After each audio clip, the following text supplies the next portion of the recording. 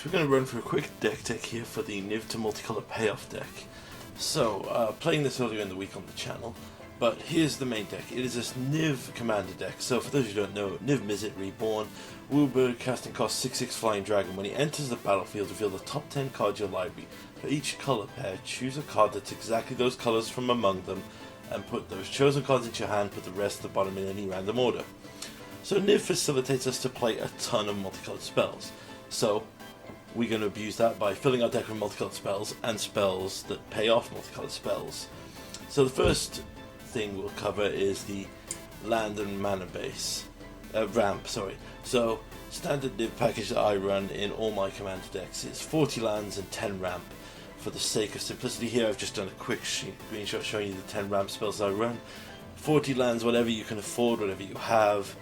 It's better to get land-based ramp, I think, with this deck because it is really color intensive. Every spell has at least 2 colors of, well, normally 2 colors anyway. So, quickly covering the ramp, moving on. Our first multicolor payoffs, we have Tome of the Guild Pact, a 5 mana artifact mana rock that taps for 1 mana of any color, but whenever we cast a multicolored spell we draw a card. Similarly, we have Seal of the Guild Pact. This is a 5-drop that when it enters the battlefield we can reduce the spending cost of 2 different colored spells. Next we have Widespread Thievery. This is whenever we cast a multicolored spell we get a treasure, and we can cast a hideaway card by paying Wooburg off its mana cost. We also have General Furious Roderick and Hero of Precinct 1. These perform a similar function. Whenever we cast a multicolored spell we make a token. The hero makes a 1/1 and General Furious Roderick makes a 4/4. And he also has Protected One colored, worth noticing. So these are our traditional 5 payoffs of what we would do. But we do have a second payoff cycle, the Eidolon cycle from the original Ravnica, I believe. Now, these are 5 monocolored creatures that have an activated ability in their colors. So Enigmatic Eidolon, they're all 4 mana, is 3 and a blue, and for a blue you may sack it and make a player mill 3 cards. Aurora Eidolon is 3 and a white. You may pay a white and sack it to prevent 3 damage. Man, white is OP in Commander. Entropic Eidolon is the black Eidolon. You may pay a black, sacrifice it, target player loses 1 life and you gain 1 life. Sandstorm Eidolon, pay a red, target creature can't block this turn. And Verdurant Eidolon, you may pay a green and add 3 mana of any colour, and sacrifice it obviously. Now, why would we run all these? Because they all have the same second ability. Whenever we cast a multicolored spell, we can return it from the graveyard to our hand. Now this is great, you might think we can just abuse this with playing the spells, we can play Verdurant Eidolon, have a blocker, a little bit of colour fixing if we need to. In Enigmatic Eidolon we can ramp over time, which is very true. These are resilient threats that we don't care about if they go to the graveyard, because every spell, most of the spells in our deck will trigger them to come back to us. However, if we're truly going to abuse them, how we're going to get around that is by using draw discard spells. So, for example, we could use Ancient Excavation. Draw cards equals number of cards in our hand, and then discard a card for each card drawn this way. If you have any Eidolons in the graveyard when you cast this, they'll all come back to your hand, boost your hand size, draw extra cards, chuck the Eidolons back in the graveyard. You don't need to be concerned with them. Same with other smaller draw spells like Faithful Mending and Izzet Charm. With Eidolons in the graveyard, you basically turn this into draw 2, discard 2 cards you don't care about because you just got them back from the graveyard. We use a similar trick of Heartwarming Redemption to the Ancient Excavation. We boost our hand size by returning the Eidolons on the cast, and then we throw them back. Then, a special notice here, there are other abilities, plenty of other cards. I think I run 12 effects like this in the full deck. But I want to draw attention to Halia's Ploy. This card is very good in the deck. Modern Horizons, obviously, of course it is. Draw 2 cards, then discard a card with gain life equal to the number of cards we discarded this turn. Also has Jumpstart. We'll highlight more why this is important, but that life gain is very essential for this card. So look for cards with this kind of effect that we can draw, then discard the Eidolons and get them back. Or cards that care about what we've got in our hand. Or, coincidentally, we can move on to a combo that actually cares about the cards. So, abusing Skirk Familiar and Tortured Existence and Wild Cantor, we can kind of go infinite. Now you might say that's a very clunky combo with lots of cards. It is, but this can be boosted with consistency with the amount of cards you draw, incidentally. So let's go over this. Scourge Familiar is a 4 and a black for a Phyrexian Imp with flying and discard a card, add a black.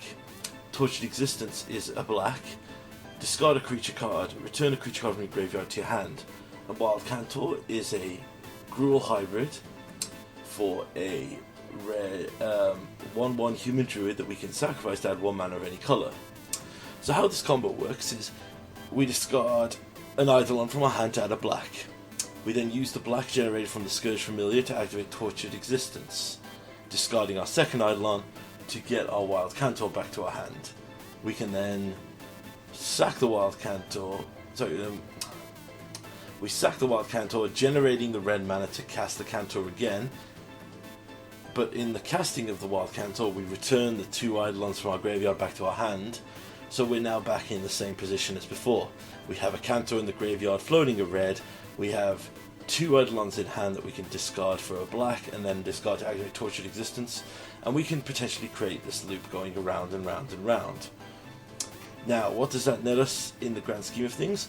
Well, it depends on the other payout card we have. If you have the Widespread Thievery, every circle of this will net you mana with a treasure, so that's infinite mana. If you have the General or the Hero of Precinct 1, you're going to get infinite tokens. If you have the Tome of the Guild pack, you'll draw your entire deck, or as much as you want to draw. Now, with that in mind though, that doesn't necessarily finish the game on the spot, so let's talk about the finishing. So, first thing we would want to add is haste effects like Law Hold Command, giving haste to all our creatures. You can also run Samet or the Samet Planeswalker or any haste effect that you could just play. Garrett, the Rakdos creature as well, that gives haste. Basically, you just want something that would give you infinite tokens haste to go off on the get and score from there. The other way we can finish is with the Flamespit Witch. Now, this card is from Lorwyn Block, I can't remember which one, but it's 1 and Rakdos hybrid, and it has the activated ability of red and black, each player loses 1 life. Now, you remember I told you Harley's ploy was great because it gains you life? It gains you life for every card you've discarded. So if you cast that into the cycle of discarding your Eidolons to gain black mana to then get them back to discard them again, you can gain upwards of like 50, 80 life, and that'll instantly put you higher than everyone else. And if you have infinite mana, you know, from your Widespread Thievery, this is a good sync for it. This is the best one I've found. There is another Rakdos one, the Guild Mage, but it does require the other players to have lost life this turn, which can be problematic as it sounds. So that's the core of the deck, but you may notice that doesn't encompass the entirety of the deck. There's a lot of flex slots. I suggest you add a lot of interaction, other effects you want to play around with for fun, good hits for the Niv casting. But if you want to add consistency and want to use this combo more, I would suggest there's a slew of tutors you can use, but I just wanted to highlight a few here. You can use the Transmute package with Perplex and Clutches of the Undercity. Clutches of the Undercity will get you any of the Eidolons if you need an additional one. Perplex will grab you Widespread Thievery or your General Furious Roderick, depending on which line you're going for. Other cards, also there's traditional tutors like Eldamri's Call, but I do want to highlight 2 tutors here that could be very useful. Congregation at Dawn. Search your library for up to 3 creature cards, reveal them and put them on top of your library in any order. It's up to 3, so you can get the key 1 creature you need, instant speed as well, or you could just dump 3 creatures on top that you're not too worried about. I have used this in testing to put 3 additional Eidolons on top of my deck and then use the activated ability of the blue Eidolon to mill them into the graveyard for later. Just a fun line to consider. Also, Jared's Orders. 4 mana tutor, search your card for up to 2 creature cards, reveal them, put 1 of them into your hand and 1 into your graveyard. Well, as I said before, if you're tutoring an Eidolon, that's basically putting 2 creatures into your hand. All in all, this is the core of the deck. Say if you want to add these tutors, but I would say add what you think's fun. This is a cool package to put in the middle of it. You might want to put some protection, some counters, some additional draw.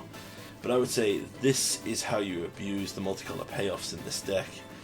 There's other combos as well with Dream Hall, but I didn't want to go into that one because it was too open that it could give other people mana. But yes, so abusing our multicolor payoffs here, and using the absurd abilities of these Eidolons, with amazing artwork, by the way. I can't believe how good that Aurelia, the white Eidolon is, or even the red one actually looks really cool too.